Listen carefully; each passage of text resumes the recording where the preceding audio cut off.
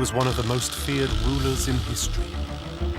Ivan the Terrible, the first Tsar of all the Russias. He was a torturer, a murderer, a rapist. Definitely a psychopath. But legend says the ruthless tyrant had a secret.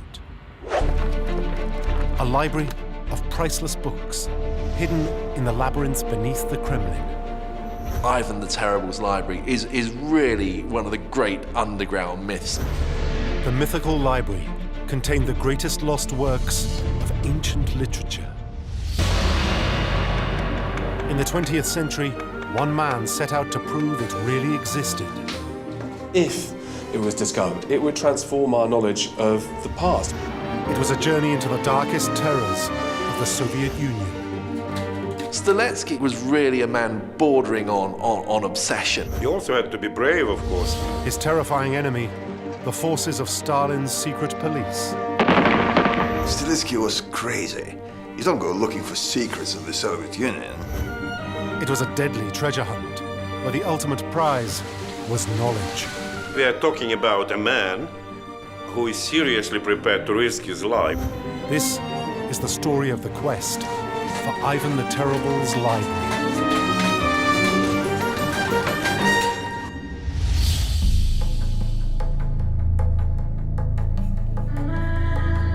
The legend of Ivan the Terrible's library began far from Russia, in 15th century Constantinople. The capital of the Byzantine Empire was the dazzling center of European culture. It is the power engine that drives Christian Europe. This is a world where there is a real premium on scholarship and on learning. One of the city's greatest treasures was said to be its magnificent library, home to priceless masterpieces of ancient Greek and Roman literature. Legend says the books were bound in gold. In those days, of course, books were extremely valuable. Books typically would be encrusted by jewels or would have beautiful decorations on them that were objects of enormous beauty as well as of scholarship. But in 1453, the empire fell to Muslim invaders.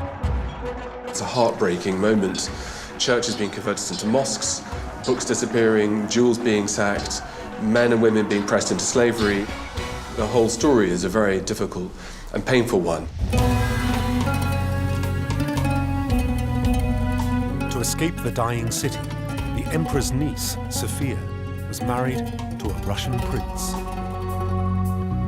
The legend says that 800 precious books went with her to Moscow.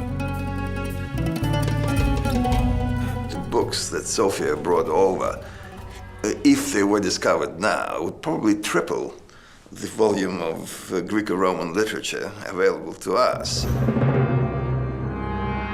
But it was Sophia's grandson who created the legend of the library. In 1547, Ivan the Terrible became the Tsar of Russia. He was a tyrant and sadist who reveled in bizarre forms of torture. He only ever laughed when observing tortures. He would have people skinned alive, for example. They would be put into boiling water and then into ice water, and then their skin would be just pulled off. But despite his cruelty, Ivan was a man of learning and sophistication. Knowledge-hungry person, ahead of his times, you know. Multilinguist, polymath. Poet, a musician, a theologian, a philosopher, and he established the first printing press in Russia. According to legend, the scholarly Ivan took extreme measures to guard his precious library. He hid it away, deep beneath the Kremlin. In a man-made labyrinth of tunnels, formed by sealing off Moscow's underground rivers. The secret location of the library changer was known only to a trusted few. But Ivan's reign descended into paranoia. No one was safe, not even his own family. The legend says that Ivan killed anyone who knew of the secret location of the library. He even murdered his son. Finally, Ivan himself died during a game of chess. He took his greatest secret to the grave. And that looked like the end of the line. Everybody who knew about the library and the places where it could have been hidden was now dead.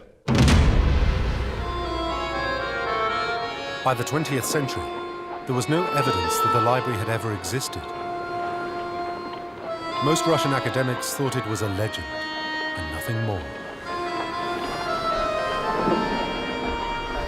But in 1912, an ambitious archaeologist set out to prove them wrong.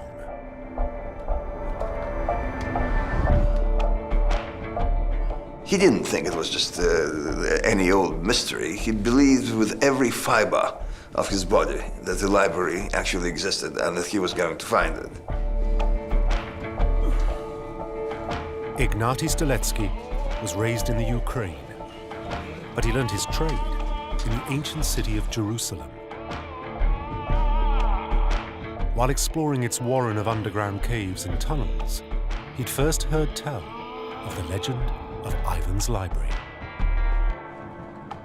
It brought him to Moscow and put his subterranean skills to the ultimate test. Stelletsky solved mysteries by digging. Stelletsky used to tap his way along the walls, trying to listen for change in the sound, in the resonance of the rock that may have indicated a cavity or space behind that he could dig into. Stelletsky thought the academics of the Russian establishment were afraid to get their hands dirty. Finding Ivan the Terrible's library was a job for a seasoned underground expert. It must have been like a red flag to a bull, really. When the establishment tell you that it doesn't exist, that must be incredibly exciting for an ambitious, pushy young scholar. It was his obsession throughout his adult life to find that library. Stelletsky planned to dig beneath the walls of the Kremlin. But his first step was to target the likeliest location where Ivan might have hidden his library. The research you do before going underground is the intellectual challenge. It's a puzzle. You're trying to put the pieces together. The final piece of the puzzle is the dig, is going underground itself. Stelletsky's starting point was a map of the Kremlin that charted the building in the 16th century. A sprawling citadel of towers, cathedrals, and military buildings. Kremlin is a mini-city. Like so many fortified towns in the West, it was supposed basically to harbor the whole population of the town with all the infrastructure in place. Finding the library was a daunting task. The Kremlin covered an area of more than 3 million square feet.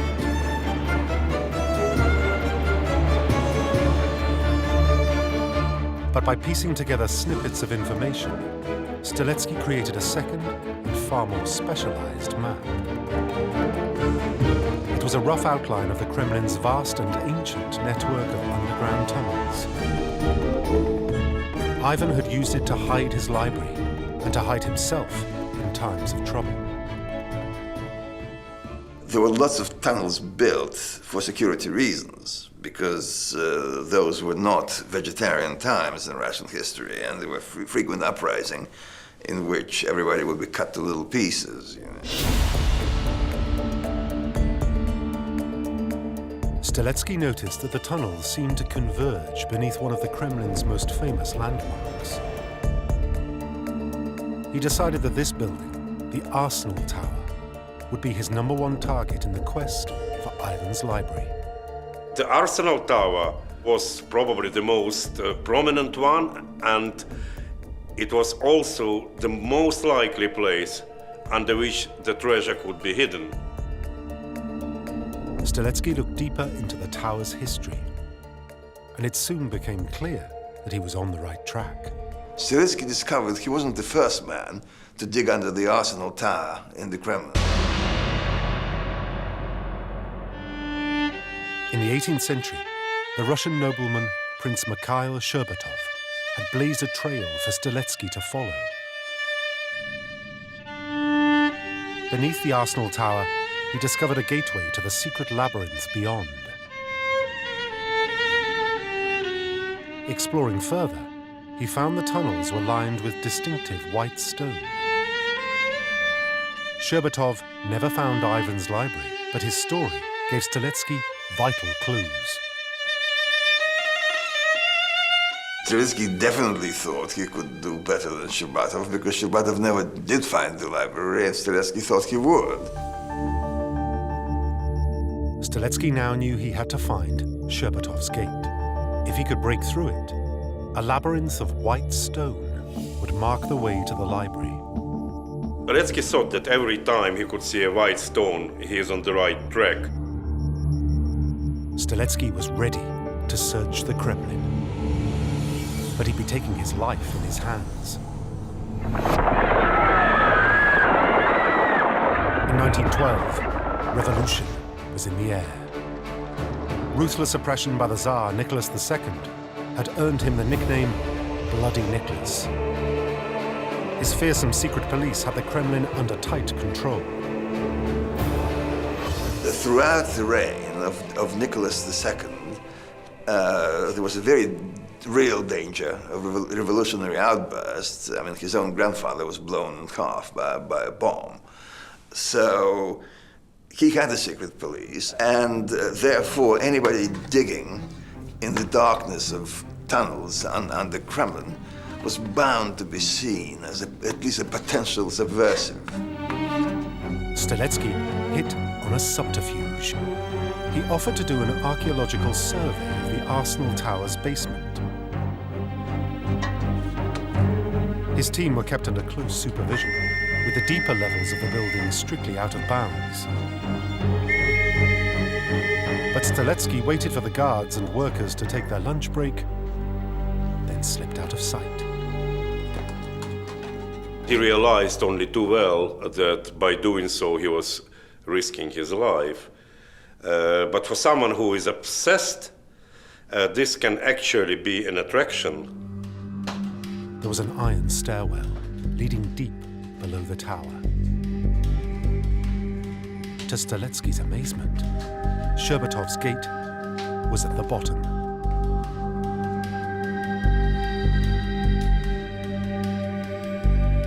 The ancient bars were rusted through. The hunt for the library chamber was on. For Stelletsky, it was a challenge. Here he could test his skills. Stelletsky had to work fast before his absence was noted. And exploring further, his attention was drawn to the floor. Scraping away layers of gravel and earth, he made a tantalizing discovery. There was a cavity which revealed the secret labyrinth below. But there was no time to find a way down. He still had some common sense left. Doing so would mean an immediate arrest. Stelletsky got back in the nick of time. To investigate the tunnels in safety, he knew he would need official permission. The Kremlin, after all, is a fortress, and it always has been. You need to have the benediction of the ruling elite to be allowed anywhere near, and to go and look and see what's there. But the academic establishment was blocking Stelletsky's way. Its most eminent figure was Professor Sergei Belyakurov. Belyakurov was that sort of scientist, Russian scientist, let's say it, who were always very careful, not to raise their head above water, because in Russia, the moment you raise your head above water, it gets hit. Belyakurov had written an official report dismissing the library as a myth. So there would be no digging in the Kremlin unless Stelletsky came up with hard evidence of the library's existence. Belakurov was a real authority on the subject. So as far as the Russian scientists were concerned, the matter was closed. I mean, there was no library, and that was it. Stelletsky vowed to prove them all wrong.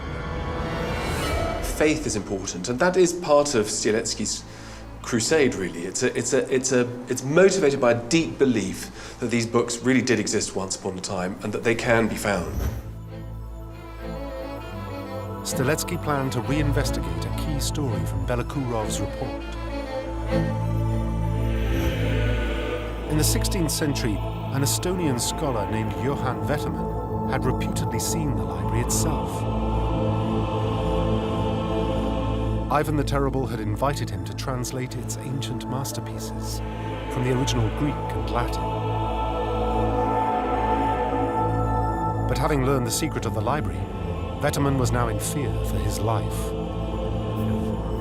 He was a clever man, and he was terrified. Ivan the Terrible has a truly terrible reputation, and he's renowned for acts of extraordinary cruelty. Vettermann pretended to start his task, then made good his escape from Moscow. But not before making a list of all the books he could remember.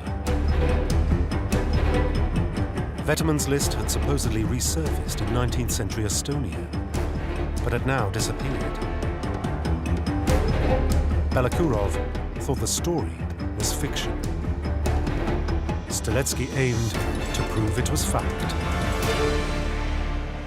He didn't believe Belakurov's conclusions. Stelletsky headed 500 miles from Moscow to the last known location of Vettermann's list. The town library in Perno, one of the oldest towns in Estonia.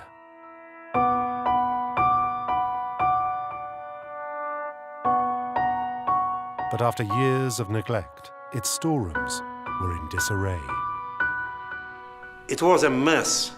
Everything was scattered around, and actually quite a lot of effort was needed to find what he was looking for. You can imagine that this library was chock full of nuts, meaning scrolls, rolls, books, scraps of paper. Things were by no means easy to find there. Stelletsky was drowning in a sea of dusty books and reams of paper. He didn't even know what Vettermann's list would look like. But because Stelletsky was convinced he was going to find the catalog, he kept digging and digging and digging and digging. The breakthrough finally came when a tattered fragment of paper caught Stelletsky's eye.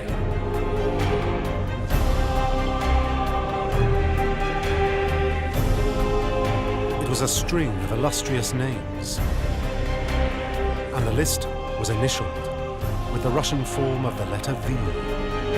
The letter V at the bottom, which could mean only one thing, Vettermann.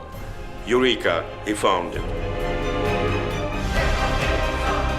Stelletsky was dumbfounded. Vettermann's list was a roll call of the greatest authors of antiquity.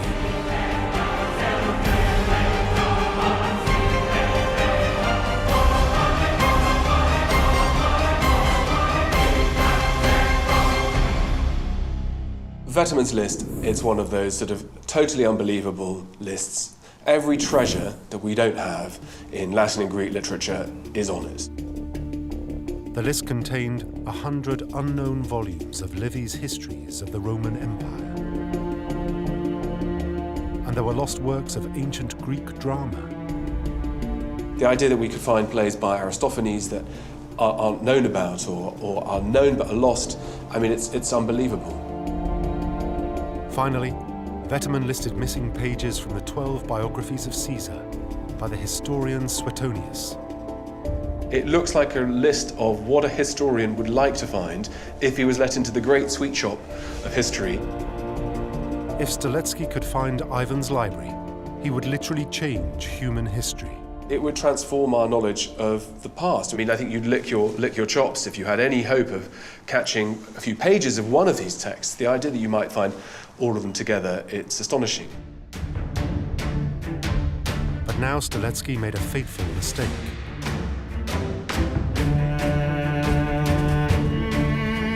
He left Vetterman's list behind and took his own copy back to Moscow, certain that no one could now stand in his way.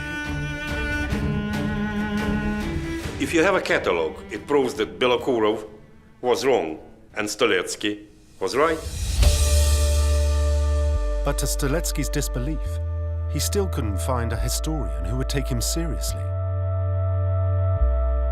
No one would risk their reputation on a scrap of paper. Stelletsky didn't even have the original list in his hands.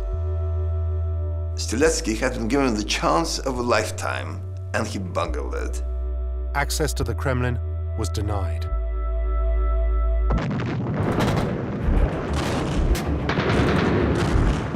And there was no second chance.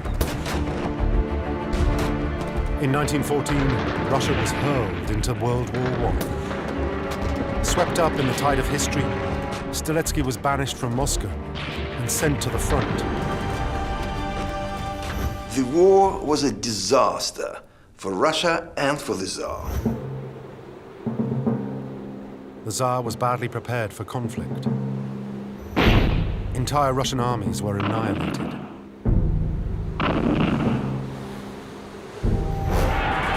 At home, the country exploded into violent revolution.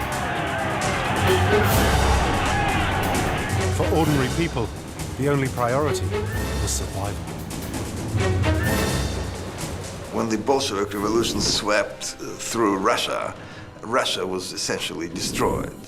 I mean, millions were dying or starving to death or emigrating. Great historical buildings were being razed to the ground. In the turmoil, Stelletsky's quest for Ivan the Terrible's library was totally irrelevant. With that kind of cataclysm unfolding, a lowly little library was of little interest to anybody, and Stelletsky must have feared that that was it. Who cares about the library, even it was the Tsar's library? Who cares about books? Books were only good for throwing into the oven to make yourself warm. The victorious Bolsheviks murdered the Tsar and took power in Moscow. For ordinary citizens, the times were more dangerous than ever. The Bolsheviks, they were ready to see counter-revolution everywhere. For 7 years, Stelletsky kept his head down. His obsession with the Kremlin could only attract deadly suspicion. He was still an archaeologist, but now he had to become a careful archaeologist. Anybody dealing with the Bolsheviks had to be good at playing the game, because the bad players get shot. Stelletsky's only chance of survival was to adapt to the new Soviet Union. Stelletsky realizes that to be able to carry on with this project, he has to become what in modern terms we call politically correct. In 1924, Stelletsky was ready to renew his quest by campaigning in the communist newspapers. He claimed that underground exploration would reveal the treasures of Russia and give them back to the people. He wanted to sound like a good Marxist, taking treasures from the rich and giving them back to the poor. Stelletsky proclaimed, "The time has come to turn underground Moscow inside out." His timing was perfect. The communists themselves were already digging up the city. The new Moscow metro would make Russia the envy of the world. It was the ultimate expression of Soviet power under its sinister new leader, Joseph Stalin. There was now a new Tsar in the Kremlin named Joseph Stalin, and he wanted to immortalize his Tsardom by building the greatest engineering works known to man, which is the underground network under the city known as the Moscow Metro. Stelletsky was made an official archaeologist on the metro excavations. His task? To assess any unexpected discoveries by the engineers. The tunnels were full of the flotsam and jetsam of Moscow's ancient history. Shards of pottery had somehow found their way down from the city's kitchens. But secretly, Stelletsky was hunting for bigger game. Ivan the Terrible's library. Stelletsky thought he probably could latch on to the tail end of that project and do his own thing. The metro was extending Moscow's ancient labyrinth with 50 miles of new tunnels. They even penetrated beneath the Kremlin itself. Whenever he had the chance, Stelletsky listened for hollow walls in the library chamber. But with Stalin's agents everywhere, he was playing a very dangerous game. This was really very brave, dicing with death. He was now at the very heart of the system, swarming with secret policemen. Stalin ruled the Soviet Union by terror. By the late 1920s, he was gathering all the reins of power in his own hands. His image and statues dominated the streets. All opposition was ruthlessly hunted down by his vast network of secret police.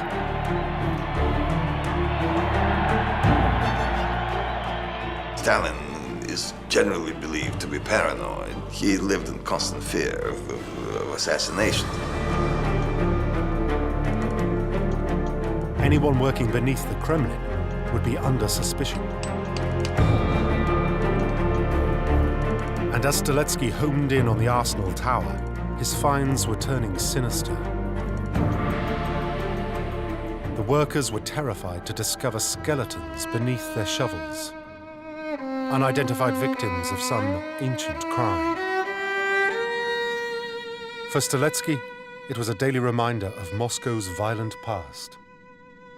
It was very dangerous to keep doing what he was doing, but nevertheless he kept listening, kept putting his ears to the walls and listening and listening and listening, risking his life every single moment. By 1933, Stalin had assumed total control of the Communist Party. The rule of law was replaced by the word of a single man. Stalin now had the power of life and death over every citizen of the Soviet Union. No one was immune from disappearing from the street or from one's flat in broad daylight or at night. No one, not even the people who shouted louder than everyone else, "Long live Comrade Stalin." In this terrifying climate, Stelletsky's chance to find the library finally arrived.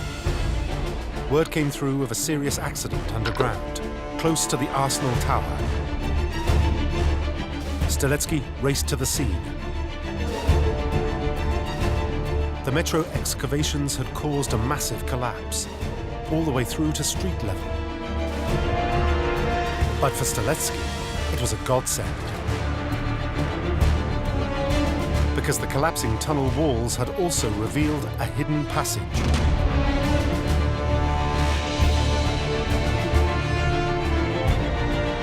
Stelletsky was certain they had broken through to Ivan's secret labyrinth. But when he finally got there, he was desperate to investigate. But the workers wouldn't let him come near. The collapse had brought Moscow to a standstill. Stalin's henchmen in the Kremlin couldn't move their cars. That's a very serious, one would say potentially lethal problems for the engineers, because one thing they have to do, above all, is to keep the traffic flowing for the party bosses in the Kremlin. The terrified engineers were racing to repair the damage. They didn't care much about secret passageways. What they did care about was staying alive. There was nothing Stelletsky could do. Stalin's men were in control. Stelletsky was absolutely devastated. That was the chance he had been waiting for so long, and now it looked like he had lost it.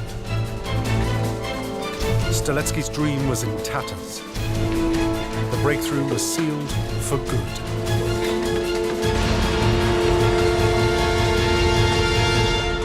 That must have been a shattering blow to Stelletsky. So near, yet so far. Right then, Stelletsky decided to stake his life on one last desperate gamble. Somehow, he had to get Stalin's regime to back his quest for the library. And he realized that Ivan the Terrible himself could show him the way. Stelletsky planned to exploit a curious story about the Tsar.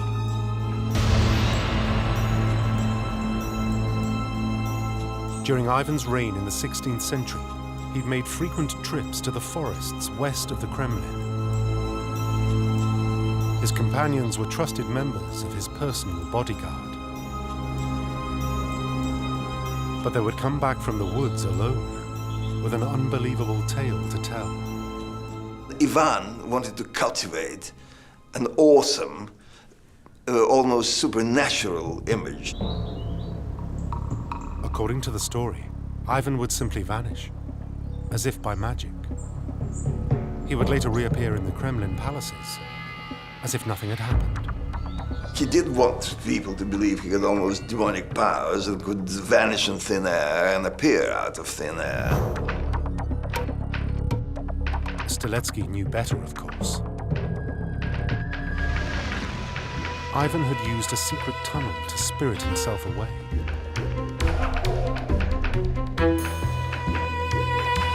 Stelletsky published the story in a Moscow newspaper. Ivan's tunnel was clearly a dangerous breach in Stalin's security, and Stelletsky claimed only he could find it. He's now going for broke. He decides to make all his findings public. That was really like playing hide and seek with death. He's really burning his bridges all over the place, and they're ablaze. There's really no way back. It was a message Stalin's henchmen couldn't ignore, and it wasn't long before they had Stelletsky in their sights. The voice there says, "Comrade Stelletsky, your digging in the tunnels is starting to disturb us." The menacing voice on the line was one of Stalin's most ruthless security chiefs. Rudolf Peterson was the commandant of the Kremlin itself, a brutal enforcer with the power of life and death. He was responsible for the continuing good health of the Soviet leaders. That job was frightening for him, and he himself was a very frightening man. He personally would butcher people.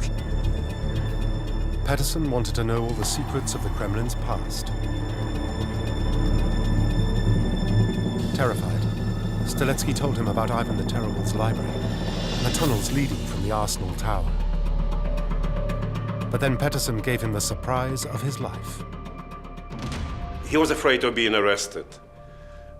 But, like it often happens in Russian history, a sudden, unexpected turn of events. Instead of that, he was given a carte blanche for excavations under the Kremlin and even access to the Arsenal Tower. Peterson wanted help to find the tunnels and close the breach in Kremlin security. Stelletsky could hardly believe his luck. He told his diary, "I have the bluebird of happiness in my hands. At 10 o'clock on the 13th of November, 1933, I will finally be allowed back into the Kremlin."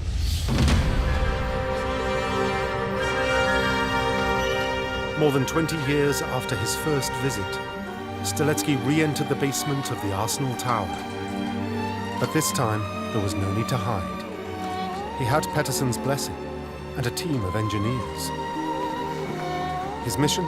To map out the Kremlin's secret tunnels and find Ivan the Terrible's library.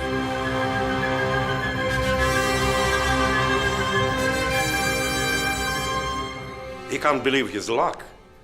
It's like a miracle. He's got the keys to the Kremlin now. Everything was just as Stelletsky had left it in 1912. But now he could explore in safety. On rediscovering the cavity in the floor, Stelletsky's only thought was to find a way through to the levels below, and Ivan's secret labyrinth of white stone. There had to be another chamber underneath, made of that same white stone. The lifelong underground explorer was in his element. This was the breakthrough Stelletsky had always dreamed of. At last, he was about to penetrate the heart of Ivan the Terrible's labyrinth. I mean, he must have been ecstatic. Just as he'd expected, the tunnels were lined with white stone. Ivan the Terrible's library was hidden somewhere behind the walls.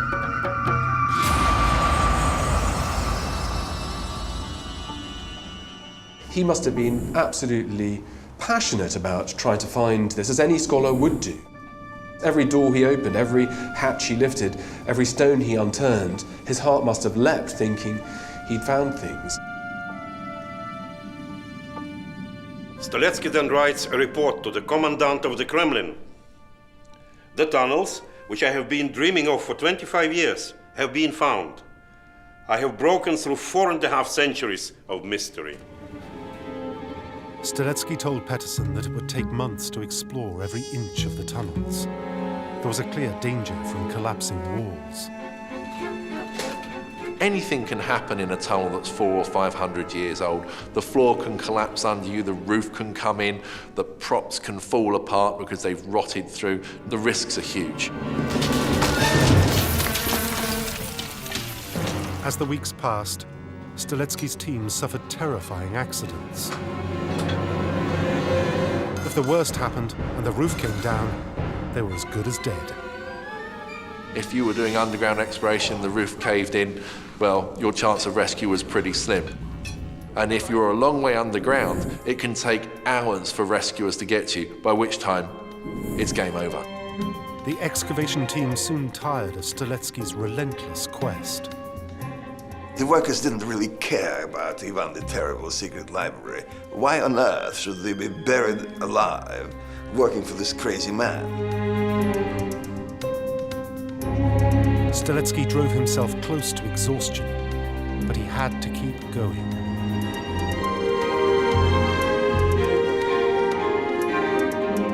He knew that everyone in the Soviet Union was living on borrowed time.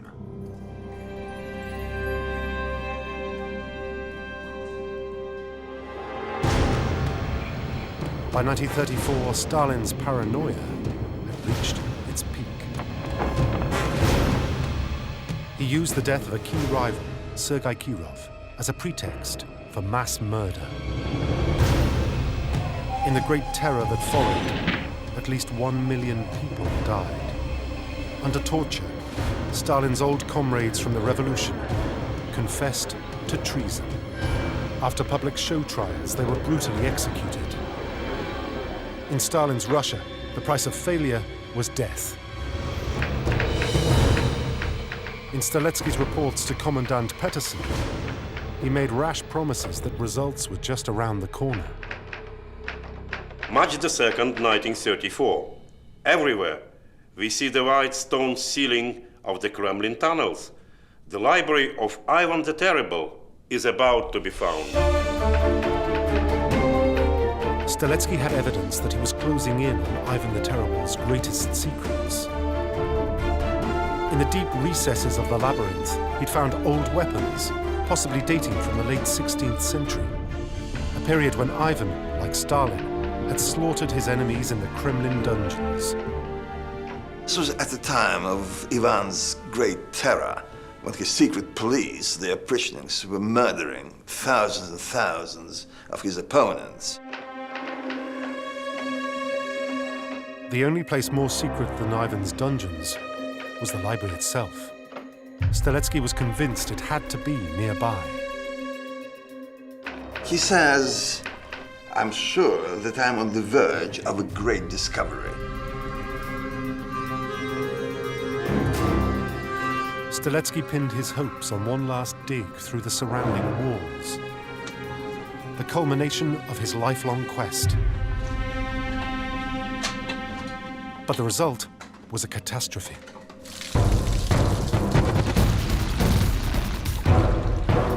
Excavations had hardly begun when the workers struck a well directly connected to the underground river nearby. That must have been a really terrifying moment, all that water starting to pour in to the space he was working in. Stelletsky's only desperate thought was to find the library and somehow save the books. At the very point, but he is so close to finding the library he had been looking for so many years, he could have destroyed it himself. It was a hopeless situation. Stelletsky's team could do nothing except run for their lives. This is going to be a river, it's an inexhaustible supply of water, and it was really time to get out. Within reach of his dream, Stelletsky was forced to leave the Kremlin behind.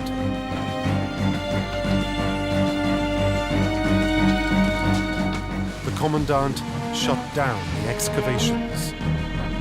He has literally undermined the Kremlin, causing damage to the substructure.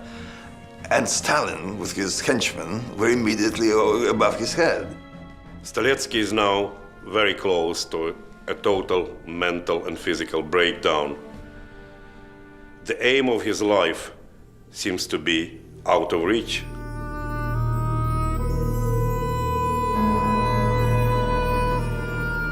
For months, as workers labored to repair the damage, Stelletsky was forced to wait at home. He was living in fear, not just for himself, but for Ivan the Terrible's library.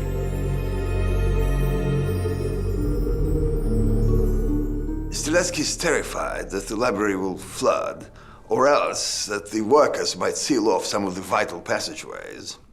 He says the sword of Damocles is hanging over the library of Ivan the Terrible. Stelletsky was hoping against hope that somehow he could survive the disaster and pick up his quest.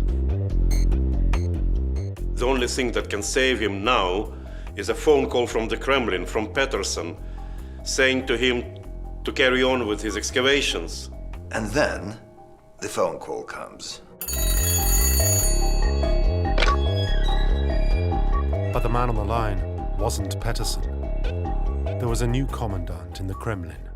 In 1935, in Stalin's Russia, this could only mean one thing. Peterson was as good as dead. In the Great Terror, Stalin saw every high-ranking official as a rival. Peterson had too much power to be allowed to live. For that crime, there was no reprieve. A bullet in the back of the neck was the only possible punishment. In the chaos of the Great Terror, Stelletsky himself disappeared from history. In the worst-case scenario, he too had been executed, or had simply vanished into Stalin's prison camps, like countless others. They disappeared all the time, and they would just walk out of their house to buy a loaf of bread, never to be seen again. Had someone like Stelletsky disappeared, I mean, it would have been completely unnoticed. In the late 1950s, after Stalin's death, the mystery of Stelletsky's whereabouts was finally solved. A Moscow journalist rediscovered Stelletsky's diaries.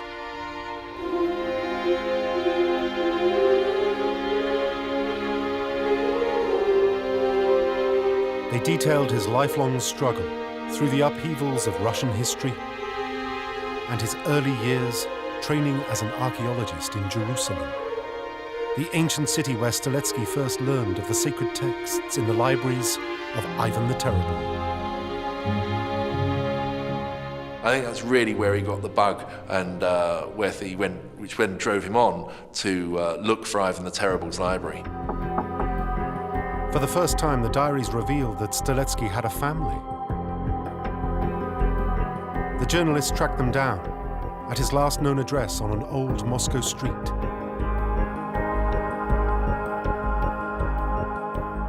It was right by the Kremlin, within view of the Arsenal towers. Stelletsky's wife filled in the last tragic chapter in his story. Thwarted in his quest, Stelletsky had filled their home with his strange underground finds. A broken man, he'd cocooned himself in the secrets of the Kremlin. This sort of obsession, which is probably bordering on madness, you know, that's the Russian scientist for you, you know. At the end, Stelletsky's mind seemed to have failed. He was losing the ability to even communicate. Shortly before his death, as his wife later recalled, he started mumbling and bumbling something incoherent. But this story gave the journalist an amazing idea. Remembering Stelletsky's work in Jerusalem, he tried speaking a few words of Arabic to Stelletsky's puzzled wife.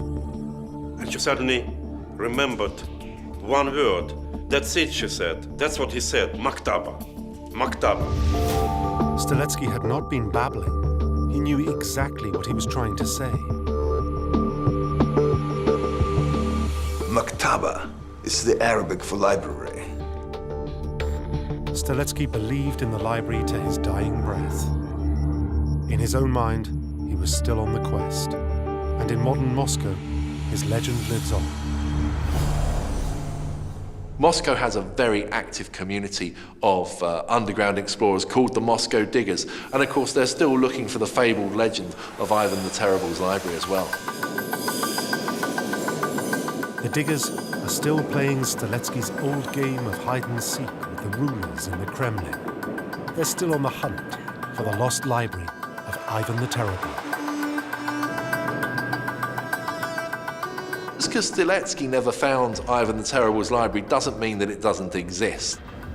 The library of lost masterpieces may still be waiting to rewrite the pages of history. I do believe that Ivan the Terrible's library existed and still exists and still can be found. I have absolutely no doubt in my mind that it did exist. Ignati Stelletsky may one day receive his final vindication.